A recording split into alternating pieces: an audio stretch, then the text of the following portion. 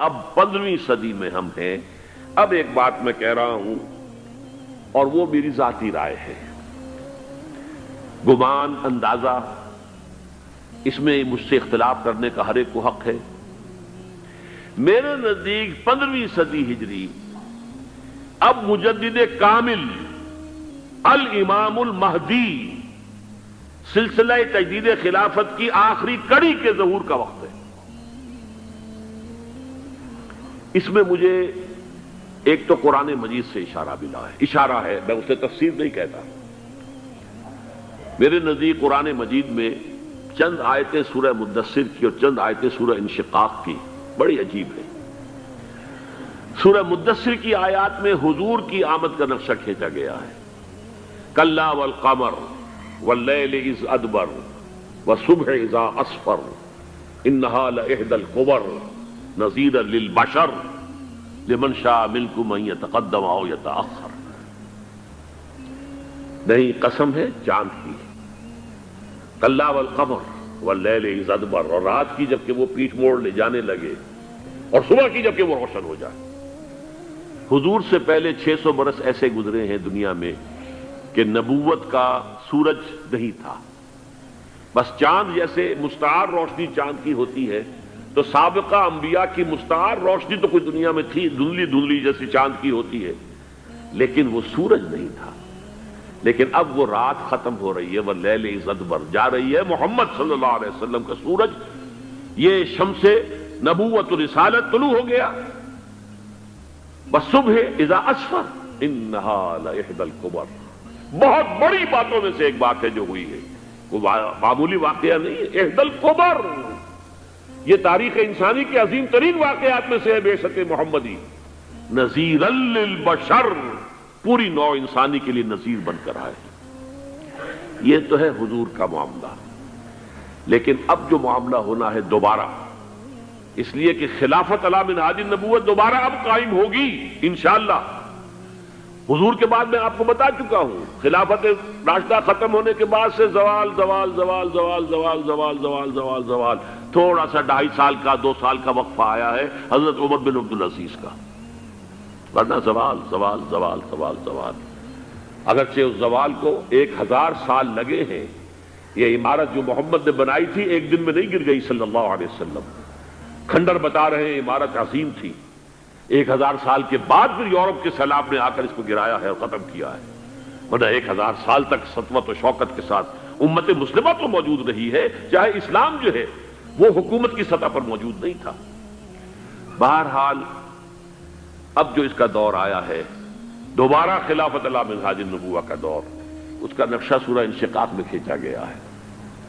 فلا اقسم بالشفق، اب دیکھیے سورج غروب ہو گیا، حضور کی بعثت کے وقت وہ سورج رسالت طلوع ہوا تھا، اب وہ سورج غروب ہو چکا ہے۔ سورج کے غروب ہونے کے بعد صرف روشنی رہ جاتی ہے شفق کی، سرخ سی، بس وہی باقی رہ گئی، اور باقی کیا رہ گیا؟ بدا الاسلام غریبا ویسعود کما بدا فطوبی للغرباء، فلا اقسم بالشفق واللیل وما وسق، رات کی سی تاریکی ہے اور جو کچھ اس نے اپنے اندر جمع کر لیا ہے، والقمر اذا اتسق، اور قسم ہے چاند کی جبکہ وہ بھر جائے، پورا بھرتا ہے کتنے دنوں میں؟ 14 دن میں۔ اور 14 صدیوں کے بعد اب پہلی صدی کا جس نے کہ تجدید کامل کی عمر بن عبدالعزیز، 14 صدیوں کے بعد اب 15ویں صدی میں الامام المہدی کے ظہور کا وقت قریب ہے۔ اب جو کچھ مجھے حضرت امام المہدی کے بارے میں کہنا ہے، دوبارہ اپنی بات دہرا رہا ہوں، یہ میرا ذاتی گمان ہے، اختلاف کیا جا سکتا ہے۔ میرا گمان یہ ہے کہ یہ اب جو مجدد آئیں گے وہ حضرت مہدی ہوں گے۔ پہلی بات تو یہ جان لیجئے کہ مہدی 2 ہیں، ایک شیعوں کے مہدی، ایک سنیوں کے مہدی، ان میں بڑا فرق ہے۔ شیعہ حضرات مہدی کو مانتے ہیں، وہ ان کے 12ویں امام ہیں، ان کے عقیدے کے مطابق انہیں پیدا ہونے کے فوراً بعد اس اندیشے سے کہ انہیں قتل کر دیا جائے گا ایک غار میں چھپا دیا گیا تھا۔ تقریباً 1200 برس سے وہ اس غار کے اندر ہیں، وہ روپوش ہیں، چھپے ہوئے ہیں، اسی لیے انہیں امام غائب کہا جاتا ہے، اور اب ان کا انتظار ہو رہا ہے، اس لیے انہیں امام منتظر بھی کہا جاتا ہے۔ اس لیے شیعوں کے دارالعلوم جو ہوتے ہیں دارالعلوم المنتظر، وہ اس لیے کہ ان کا انتظار کیا جا رہا ہے۔ تو یہ ہے، اب وہ ان کا خیال ہے کہ آخری دور میں، آخری زمانے میں وہ ظاہر ہو جائیں گے، غار سے نکل آئیں گے۔ دیکھیے، میں اس عقیدے کو اس بنا پر رد نہیں کرتا کہ یہ ناممکن ہے کہ کیسے کوئی شخص جو ہے 1200 برس تک کسی غار کے اندر زندہ رہ سکتا ہے، نہیں، میں سمجھتا ہوں ممکن ہے۔ 300 برس تک اصحاب کہف رہے کہ نہیں رہے؟ سوئے رہے۔ 300 ایئرس ہم مانتے ہیں۔ حضرت عیسیٰ اسی حیات عرضی کے ساتھ 2000 سال سے موجود ہیں آسمان پہ کہ نہیں ہے؟ آپ کو معلوم ہے حضرت عزیر 100 برس تک مرنے کے بعد دوبارہ زندہ کر دیے گئے۔ فَأَمَاتَهُ اللَّهُ مِئَةَ عَامٍ ثُمَّ بَعَثَهُ۔ تو ناممکنات میں سے کوئی سوال پیدا نہیں ہوتا، لیکن یہ کہ آیا کوئی امامت معصومہ کا تصور قرآن اور حدیث سے ہمیں ملتا ہے؟ پھر یہ کیا یہ موروثی امامت کہ حضرت علی کی نسل جو حضرت فاطمہ سے چلی ہے اسی میں یہ امامت ہوگی؟ اس کے لیے ہمارے پاس کوئی دلیل نہیں ہے، ہم اس کو تسلیم نہیں کرتے۔ ہم تو سمجھتے ہیں کہ معصومیت ختم ہو گئی محمد الرسول اللہ صلی اللہ علیہ وسلم پر، خاتم المعصومین ہے محمد الرسول اللہ۔ اب ان کے بعد تو اجتہاد ہے اور خلافت ہے، عام معاملات میں اجتہاد ہوگا، نظام خلافت کا ہوگا۔ تو ہمارے نزدیک جو میں جس مہدی کا نام لے رہا ہوں وہ مہدی ہے جو ایک مجدد ہوں گے، جیسے کہ مجددین کے نام میں نے آپ کو گنوائے ہیں، مجدد الفسانی ہو، شاہ ولی اللہ ہو، سید احمد بریلوی ہو، شیخ الہند ہو، ایک ہوں گے انسان جو پیدا ہوں گے انسانوں کی طرح، عام طور پر اپنی عمر کو، پختگی کو پہنچیں گے، پھر وہ سامنے آئیں گے منظر پر، پھر وہ کام کریں گے، قیادت کریں گے، عرب میں ان کا ظہور ہوگا۔ دوسری بات یہ نوٹ کر لیجئے حضرت مہدی کے بارے میں، ہمارے ہاں احادیث کے جو مجموعے ہیں ان میں جو ٹاپ کے 2 مجموعے ہیں ان میں کہیں حضرت مہدی کا ذکر نہیں ہے، نہ صحیح بخاری میں نہ صحیح مسلم میں، لیکن ہم اسے نظر انداز نہیں کر سکتے کہ صحائح ستہ کی بقیہ 4 کتابوں کے اندر موجود ہیں، لہذا نظر انداز نہیں کر سکتے، اگنور کرنا ممکن نہیں ہے۔ اب اس میں چاہتا ہوں کہ کچھ حدیثیں آپ کو میں سناؤں جن میں حضرت مہدی کا تذکرہ کیا گیا ہے۔ پہلی ہے وعن عبداللہ ابن مسعود قال قال رسول اللہ صلی اللہ علیہ وسلم، حضرت عبداللہ ابن مسعود سے روایت ہے، وہ فرماتے ہیں کہ حضور نے ارشاد فرمایا لا تذهب الدنيا حتى يملك العرب رجل من اہل بیتی، یہ دنیا ختم نہیں ہوگی جب تک کہ عرب پر میرے اہل بیت میں سے ایک شخص کی حکومت قائم نہ ہو۔ اور آپ کو معلوم ہے کہ آج تک عرب پر حضور کے اہل بیت کی کوئی حکومت قائم نہیں ہوئی، اور جب قائم ہوئی بھی تھی حضرت علی کو اگر شمار کیا جائے، اس لیے کہ حضور نے وہ جو مشہور واقعہ ہے کہ ایک چادر میں لے لیا تھا حضرت علی کو اور حضرت فاطمہ اور حضرات حسنین کو، اللہم ہؤلاء اہل بیتی، اے اللہ یہ بھی میرے اہل بیت ہیں، تو حضرت علی کی بھی حکومت منعقد نہیں ہوئی، پورے عالم اسلام پر ان کی حکومت نہیں تھی، اس لیے کہ شام اور مصر دونوں صوبے جو ہیں انہوں نے ان کی اطاعت قبول نہیں کی تھی۔ اس حوالے سے یہ معاملہ ابھی ہونا ہے۔ لا تذهب الدنيا حتى يملك العرب رجل من اہل بیتی یواطئ اسمہ اسمی، اس کا نام وہی ہوگا جو میرا نام ہے، یعنی محمد صلی اللہ علیہ وسلم، اور ان کا نام بھی، مہدی کا نام بھی محمد ہو، مہدی تو ان کا لقب ہے۔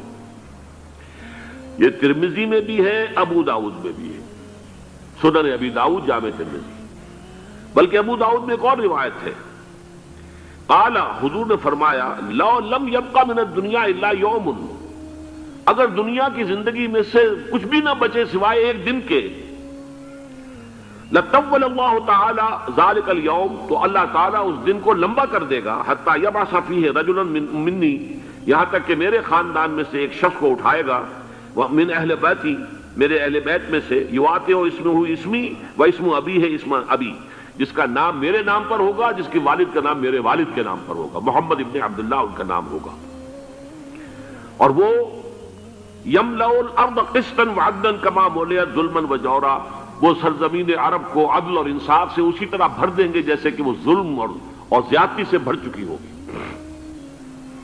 دوسری روایت ہے حضرت ابو سعید خدری رضی اللہ تعالی عنہ سے، حضور نے فرمایا المہدی منی اجل الجبہۃ اقن الانف یملأ الارض قسطا وعدلا کما ملئت ظلما وجورا یملک 7 سنین، رواہ داؤد، کہ مہدی مجھ میں سے ہوں گے بڑی روشن پیشانی والے اور بڑی کھڑی ناک والے، وہ زمین کو بھر دیں گے انصاف سے اور عدل سے، جیسے کہ وہ ظلم سے بھری ہوئی ہوگی، اور وہ 7 برس تک حکومت کریں گے۔ عرب میں خالص خلافت علی منہاج النبوہ کا نظام حضرت مہدی کے ہاتھوں قائم ہوگا اور 7 برس تک قائم رہے گا عرب کے اندر۔ اس کا اگلا مرحلہ میں بعد میں بیان کروں گا۔ تیسری روایت، اور اس کو میں اس لیے خاص طور پر سنا رہا ہوں کہ اس میں وہی الفاظ آئے ہیں جو میں نے ابتدا میں حدیث آپ کو سنائی تھی، اس کے الفاظ ہیں۔ عن ابی سعید قال ذکر رسول اللہ صلی اللہ علیہ وسلم بلان یصیب هذه الامہ حتی لا یجد الرجل ملجا یلجا الیہ من الظلم۔ حضور نے ذکر فرمایا کہ ایک دور ایسا آئے گا انتہائی ابتلا اور آزمائش اور مصائب کا کہ کسی شخص کو کوئی سر چھپانے کی جگہ نہیں ملے گی اس ظلم سے اپنے آپ کو بچانے کے لیے۔ فَيَبْعَثُ اللَّهُ رَجُلًا مِّنْ عِتْرَتِي وَأَهْلِ بَيْتِي، تو پھر اللہ میرے خاندان میں سے، میرے اہل بیت میں سے اٹھائے گا ایک شخص کو، فَيَمْلَأُ بِهِ الْأَرْضَ قِسْطًا وَعَدْلًا، اور اس کے ذریعے سے اللہ تعالیٰ زمین کو عدل و قسط سے بھر دے گا۔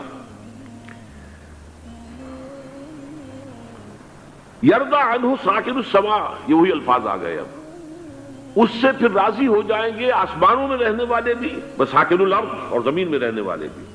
لا تدع السماء من قطرها شيئا الا ثبته، آسمان اپنا ایک قطرہ بھی نہیں روکے گا مگر یہ کہ اس کو زمین کے اوپر نثار کر دے گا، بارش کی شکل میں گرا دے گا۔ ولا تدع الارض من نباتها شيئا الا اخرجته، اور زمین اپنی پیداوار میں سے کوئی شے نہیں چھپائے گی، نہیں روکے گی مگر اس کو ظاہر کر دے گی۔ چوتھی حدیث جو ہے وہ حضرت ام سلمہ سے رضی اللہ تعالی عنہ قال سمعت رسول اللہ صلی اللہ علیہ وسلم یقول المہدی من عترتی من اولاد فاطمہ، رواہ ابو داؤد، یہ بھی سنن ابو داؤد کی روایت ہے۔ حضور نے فرمایا مہدی میرے خاندان سے، میرے اہل بیت سے ہوں گے، یعنی اولاد فاطمہ میں سے، اور تفسیر اس کی آتی ہے کہ حضرت حسن کی اولاد میں سے ہوں گے۔ پانچویں حدیث میں آپ کو سنا رہا ہوں، اور اس میں ایک عجیب مشابہت آپ کے سامنے آئے گی حضرت عمر بن عبدالعزیز کے ساتھ، یہ اول اور آخری کڑی کے درمیان مشابہت۔ عن علی رضی اللہ تعالی عنہ، یہ حدیث جو ہے مسند احمد ابن حنبل میں بھی ہے اور سنن ابن ماجہ میں بھی ہے۔ قال قال رسول اللہ صلی اللہ علیہ وسلم المہدی منا اہل البیت یصلح اللہ فی لیلۃ، مہدی ہم میں سے ہوں گے، ہمارے اہل بیت میں سے، اور اللہ ایک ہی رات میں ان کی اصلاح کر دے گا۔ یعنی وہ پہلے سے کوئی زیادہ روحانی یا دینی کوئی اس سے طرح کی شخصیت نہیں ہوں گے، لیکن ایک ہی رات میں اللہ تعالیٰ ان کی سیرت و کردار کے اندر انقلاب عظیم برپا کر دے گا۔ جیسے کہ میں نے عرض کیا تھا آپ سے کہ عمر بن عبدالعزیز کی زندگی میں انقلاب عظیم آیا ہے، خلافت کا بوجھ پڑتے ہی کہاں وہ خوش باش اور خوش لباس اور خوش خوراک، وہ شہزادہ ٹھاٹ باٹ والا، جاگیر والا، گورنر کا بیٹا اور خود گورنر، اور کہاں یہ کہ اس کی وہ درویشی جو میرے نزدیک واللہ عالم، ڈرتے ڈرتے کہہ رہا ہوں، میرے نزدیک وہ حضرت ابو بکر، حضرت عمر اور حضرت علی کی درویشی کو بھی مات دے گئی۔ لیکن کنٹراسٹ بہت شدید ہے، وہاں جو بھی کچھ تھا وہ تدریجاً آیا تھا، ہوتے ہوتے ہوتے ایک انتہا، اور یہاں سڈن آیا۔ چھٹی حدیث عن انس سمعت رسول اللہ صلی اللہ علیہ وسلم یقول نحن ولد عبد المطلب سعادت اہل الجنہ، ہم عبد المطلب کی جو اولاد ہیں اور نسل ہیں، ہم جنت کے سردار ہیں۔ اور پھر آپ نے نام گنوائے ہیں، انا وحمزۃ وعلی وجعفر والحسن والحسین والمہدی، میں خود اور حضرت حمزہ بنو عبد المطلب میں سے، عبد المطلب کے بیٹے، اور علی اور جعفر حضرت علی کے بھائی جعفر طیار، اور حسن اور حسین حضرت فاطمہ کے لخت جگر حضرت علی کے بیٹے، والمہدی، اور آخر میں جا کر پھر مہدی۔ اب میں آپ کو ایک حدیث سنانے چلا ہوں جس میں ایک عجیب نقشہ سامنے آتا ہے کہ یہ مہدی جب ظاہر ہوں گے تو کس طور سے ظاہر ہوں گے، ان کے ظہور کی کیفیت کیا ہوگی، کیف یظہر۔ یہ روایت ہے حضرت ام سلمہ سے رضی اللہ تعالی عنہا، حضور کی زوجہ محترمہ ہیں، فرماتی ہیں ام سلمہ عن النبی صلی اللہ علیہ وسلم قال یکون اختلاف عند موت خلیفۃ، موت خلیفۃ، حضور نے فرمایا ایک خلیفہ کی موت پر اختلاف واقع ہو جائے گا، خانہ جنگی ہو جائے گی۔ فَيَخْرُجُ رَجُلٌ مِّنْ أَهْلِ الْمَدِينَةِ حَارِبًا إِلَىٰ مکہ، پھر مدینے کے لوگوں میں سے ایک شخص نکلے گا، بھاگے گا اور جا کر پناہ لے گا اور چھپ جائے گا مکے میں۔ فَيَأْتِيهِ نَاسٌ مِّنْ أَهْلِ مکہ، پھر اس کے پاس آئیں گے اہل مکہ، مکہ کے لوگ، فَيُخْرِجُونَهُ، اور اسے نکالیں گے، جہاں وہ چھپے ہوئے ہوں گے وہاں سے نکالیں گے، وَهُوَ كَارِهٌ، اور وہ بالکل اس کو پسند نہیں کر رہے ہوں گے، نہ وہ خواہش مند ہوں گے کہ ان کے وہ ہاتھ پر بیعت کی جائے، نہ وہ یہ چاہیں گے کہ وہ میدان میں آئیں اور ان کو جو ہے اپنا لیڈر مانا جائے، وَهُوَ كَارِهٌ فَيُبَايِعُونَهُ بَيْنَ الرُّكْنِ وَالْمَقَامِ، لیکن لوگ جو ہے پھر اصرار کے ساتھ ان کے ہاتھ پر بیعت کریں گے رکن اور مقام کے درمیان۔ رکن وہ کونا ہے خانہ کعبہ کا جس میں حجر اسود لگا ہوا ہے، اور مقام ابراہیم جو ہے، ان دونوں کے مابین جو یہ علاقہ ہے یہاں پر وہ بیعت ہوگی۔ وَيُبْعَثُ إِلَيْهِ بَعْثٌ مِّنَ الشَّامِ، ان کے خلاف ایک لشکر بھیجا جائے گا شام سے۔ نہیں کہا جا سکتا کہ باسی حکومت اس وقت کی جو ہے اس کی طرف سے کوئی مسئلہ اس طرح کا اٹھ کھڑا ہو، اس لیے کہ ابھی تو بہرحال باسی حکومت وہاں ہے۔ فَيُخْسَفُ بِهِمْ بِالْبَيْضَاءِ بَيْنَ مَکَّہ وَالْمَدِینَہ، لیکن اللہ تعالیٰ اس لشکر کو مکے اور مدینے کے درمیان وادی بیضاء میں دھسا دے گا، زمین کے اندر پورے کے پورے لشکر کو۔ فَإِذَا رَأَى النَّاسُ ذَلِكَ، جب لوگ یہ دیکھیں گے اتنی بڑی نشانی ظاہر ہو گئی، أَتَاهُ أَبْدَالُ الشَّامِ وَعَصَائِبٌ من العراق فَيُبَايِعُونَهُ، اب شام سے سارے کے سارے جو اولیاء اللہ ہیں وہ بھی آئیں گے، اور عراق سے جوق در جوق لوگ آئیں گے اور ان سے بیعت کریں گے۔ وَيَعْمَلُ فِي النَّاسِ بِسُنَّةِ نَبِيِّهِمْ، پھر وہ عمل کریں گے لوگوں کے مابین، حکومت کریں گے اپنے نبی کی سنت کے مطابق۔ وَيُلْقِي الْإِسْلَامُ بِجَرَانِهِ، اور اسلام اپنی گردن زمین پر ٹکا دے گا۔ وَالْأَرْضَ فِي الْأَرْضِ، زمین میں۔ فَيَلْبَسُ 7 سنین، پھر وہ 70 برس تک حکمران رہیں، 7 برس تک حکمران رہیں گے۔ ثم یتوفا، پھر ان کا انتقال ہوگا۔ ویصلی علیہ المسلمون، اور مسلمان ان پر نماز پڑھیں گے۔ یہ جو میں نے آپ کے سامنے نقشہ کھینچا ہے، اس سے اب میں ایک نتیجہ نکالتا ہوں، اسے بھی میرا گمان کہیے، اختلاف بھی کر سکتے ہیں آپ، اگر اس کو وزنی سمجھے تو قبول بھی کر سکتے ہیں۔ وہ یہ ہے کہ میرے نزدیک شاہ فہد کے انتقال پر لا محالہ یہ صورتحال پیدا ہو جائے۔ ولی عہد وہاں ہیں عبداللہ بن عبدالعزیز، امریکہ کو وہ پسند نہیں کرتے اور امریکہ انہیں پسند نہیں کرتا، یہ بالکل تش تش بام ہے۔ امریکہ نے لازماً جس طریقے سے اپنے پنجے گاڑے ہیں سعودی عرب کے اندر، اپنا فوجی اڈا بنایا ہے، تو آسانی کے ساتھ وہاں سے اپنے پنجے ہٹانے کے لیے تیار نہیں۔ ایک حدیث میں آتا ہے قرن الشیطان، نجد سے شیطان کا سینگ برآمد ہوگا، وہ شیطان کا سینگ ہے، جو میزائل وہاں پر لگے ہوئے ہوں گے اس وقت، در حقیقت وہ سارے کے سارے جو ہیں وہ شیطان کے سینگ ہیں۔ بہرحال کوشش وہ کرے گا کہ جیسے کہ اس نے جارڈن میں کیا، کتنے عرصے سے وہاں شاہ حسین کا چھوٹا بھائی حسن جو ہے وہ ولی عہد تھا، عین وقت کے اوپر آ کر، اور پتہ نہیں کیسی کیسی دوائیاں دے کر اسے لے کر آئے ہیں شاہ حسین کو، مرتے ہوئے کو تھوڑی دیر زندہ رکھنے کے لیے، اور وہ تبدیلی کروا کر جو ہے واپس لے گئے ہیں۔ تو یہ معاملہ ہوا ہے، تبدیلی کروا دی، وہاں تو ہو گئی آرام سے، کوئی بات نہیں۔ بحرین میں بھی غالباً ایسا ہی معاملہ ہوا ہے، واللہ عالم، مجھے یاد پڑتا ہے کہ وہ چاہتے ہیں کہ ہمارا پسند کا آدمی آئے۔ اگر سعودی عرب میں یہ کام کیا گیا تو اس کا لازمی نتیجہ خانہ جنگی ہوگا، اس لیے کہ وہاں کی روایت یہ بڑی سخت ہے، بڑی پختہ ہے۔ پھر یہ کہ وہاں جو ہے امیر عبداللہ جو ہے، جو وہاں پر اگرچہ سپہ سالار وہ نہیں ہے، کمانڈر ان چیف وہ نہیں ہے، کمانڈر ان چیف تو کوئی اور ہے، لیکن الحرس الوطنی جو ہے، نیشنل گارڈز، بہت بڑی فورس ہے وہ، اصل بیڈوین فورس جو ہے صحرا کے لوگوں کی عرب فورس، وہ در حقیقت الحرس الوطنی ہے، نیشنل گارڈ ہے، اور اس کا کمانڈر ان چیف یہ ہے امیر عبداللہ. تو لازماً یہ شکل جو ہے پوری ہو کر رہے گی. جیسے ہی یہ معاملہ ہوا شاہ فہد کے انتقال کا تو یہ اختلاف ہوگا، خانہ جنگی ہوگی.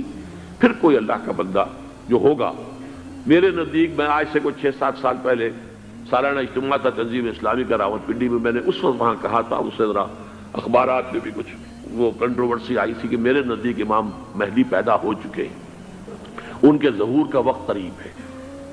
اور اس کی تھوڑی سی بات میں مجھے معلوم ہوا کہ جین ڈکسن غالباً نام ہے امریکن اس کا، جس نے یہ پیشن کوئی خبر دی تھی کہ 1962 میں عالم عرب میں ایک بچہ پیدا ہوا ہے کہ جو وہاں کا نقشہ بدل کر رکھ دے گا. یہ جین ڈکسن کی غالباً پیشن گوئی ہے. بہرحال مجھے اس کی پیشن گوئی سے کوئی دلچسپی نہیں ہے. میں تو جو احوال دیکھ رہا ہوں، یعنی اسرائیل کا قائم ہو جانا، اور اس کے بعد اب یروشلم کا مسلمانوں کے ہاتھوں سے نکل جانا، اور اب گویا کہ وہ الملحمۃ العظمیٰ جو ہے تلی کھڑی ہے، کسی بھی وقت جو ہے یہ جو ہے وہ لاوا پھٹ سکتا ہے، آتش فشاں پھٹ سکتا ہے. تو یہ تمام حالات ایسے ہیں کہ جن کی وجہ سے میں سمجھتا ہوں کہ ایک تو جو قرآن مجید کے اشارات میں نے آپ کو بتائے، 14 صدیاں 14 دن میں چاند کا پورا ہونا، والقمر اذا اتسق، 14 دن میں 14ویں کا چاند. اسی طرح اب یہ 14 صدیوں کے بعد یہ صدی جو 15ویں صدی ہے، یہ در حقیقت ظہور امام مہدی کی صدی ہے.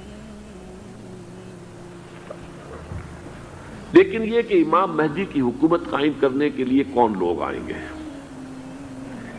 عرب جو ہیں وہ اندر سے کھوکھلے ہو چکے ہیں.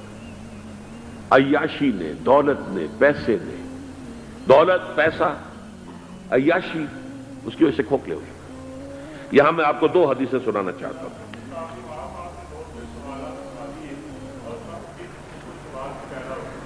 بہت سے ہو گئے، آپ اطمینان سے تشریف رکھیے.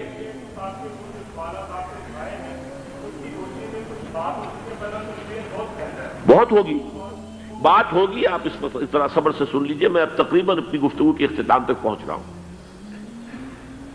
سنن ابن ماجہ کی روایت ہے حضرت ابو ہریرہ سے رضی اللہ تعالی عنہ، قال قال رسول اللہ صلی اللہ علیہ وسلم اذا وقعت الملاحم بعث اللہ بعثا من الموالی هم اکرم العرب فرسا واجودہ سلاحا یوید اللہ بہم الدین.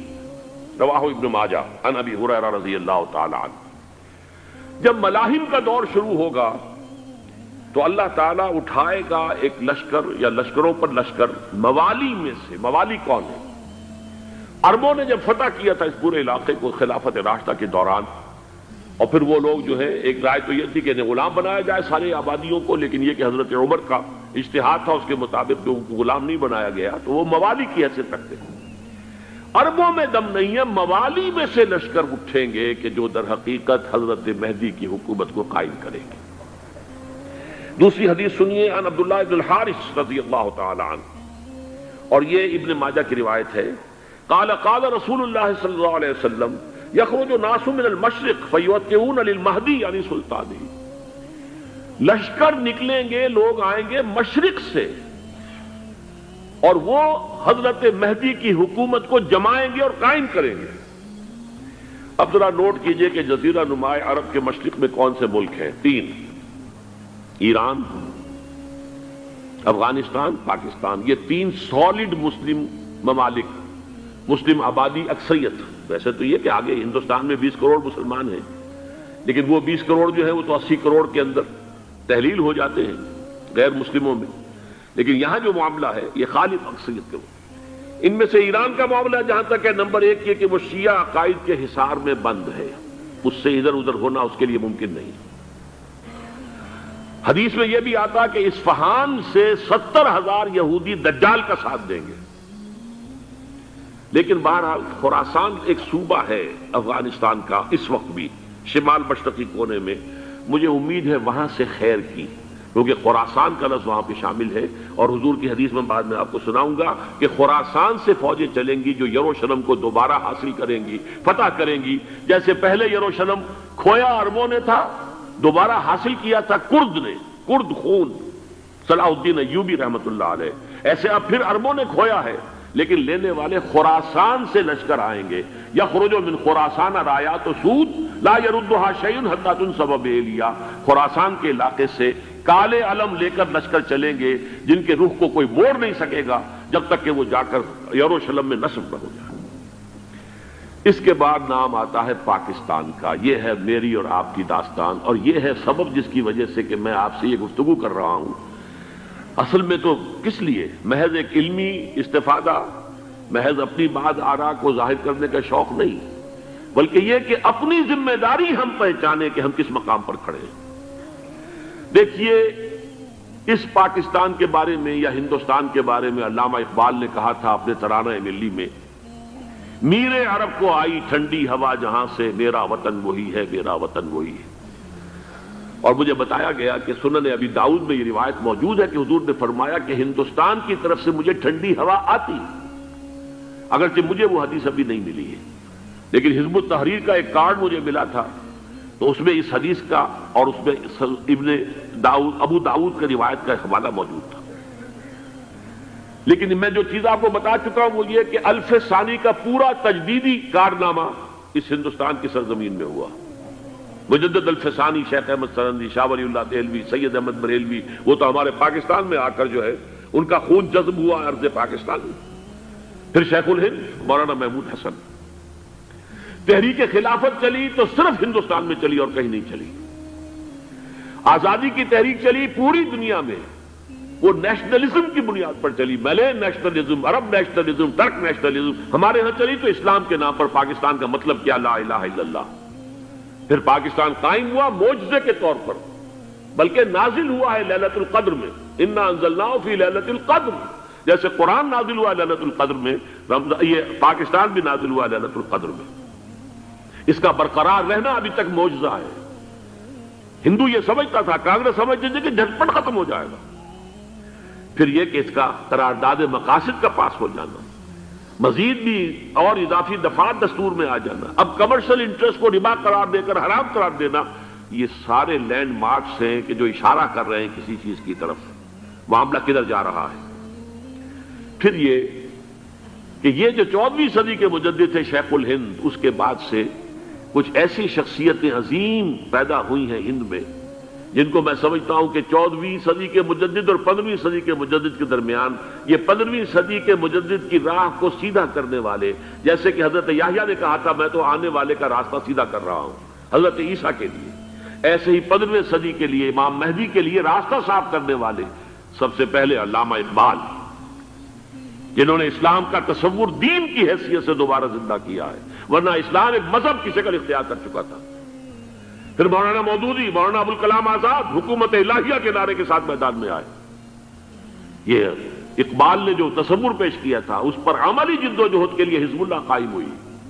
نوٹ کر لیجئے 11 برس کا فرق ہے عمر کا علامہ اقبال کے اور ابوالکلام کے. اور 1913 میں جب حزب اللہ قائم کی ہے اس وقت علامہ اقبال کی ملی شاعری اپنے عروج کو پہنچ چکی تھی. پھر یہ کہ علامہ اقبال کے بعد تعبیل جو ہے اس کام کی وہ ابوالکلام نے کی، لیکن روایتی علماء کی شدید مخالفت کی وجہ سے وہ بددل ہو کر چھوڑ گئے، کانگریس میں شامل ہو گئے، بساط جو ہے حزب اللہ کی انہوں نے لپیٹ دی. پھر مولانا مودودی آئے، انہوں نے وہ ڈور جو ہے اس کا سرا تھاما، جماعت اسلامی قائم کی حکومت الہیہ ہی کے قیام کے لیے. اگرچہ میرے نزدیک یہ کہ وہ انتخابی اور ایک قومی سیاست کی ایک جماعت بن کر پاکستان میں جو ہے دلدل میں پھنس گئی ہے، اب ہم اس کی کوشش کر رہے ہیں تنظیم اسلامی اور یہ تحریک خلافت جس کے تحت یہ جلسہ ہو رہا ہے. یہ ساری چیزیں وہ ہیں کہ آپ کو سوائے پاکستان کے اور کہیں نہیں ملیں گی پوری دنیا میں. معلوم ہوتا ہے کہ پاکستان کو بہت بڑا رول پلے کرنا ہے اس میں، اور اس کے ساتھ اب جمع کر لیجئے افغانستان کی عمارت افغانستان، اسلامی عمارت افغانستان قائم ہو چکی ہے. یہ پچھلے 20 سالوں میں جو کچھ وہاں ہوتا رہا ہے اس سے پہلے تصور نہیں ہو سکتا تھا.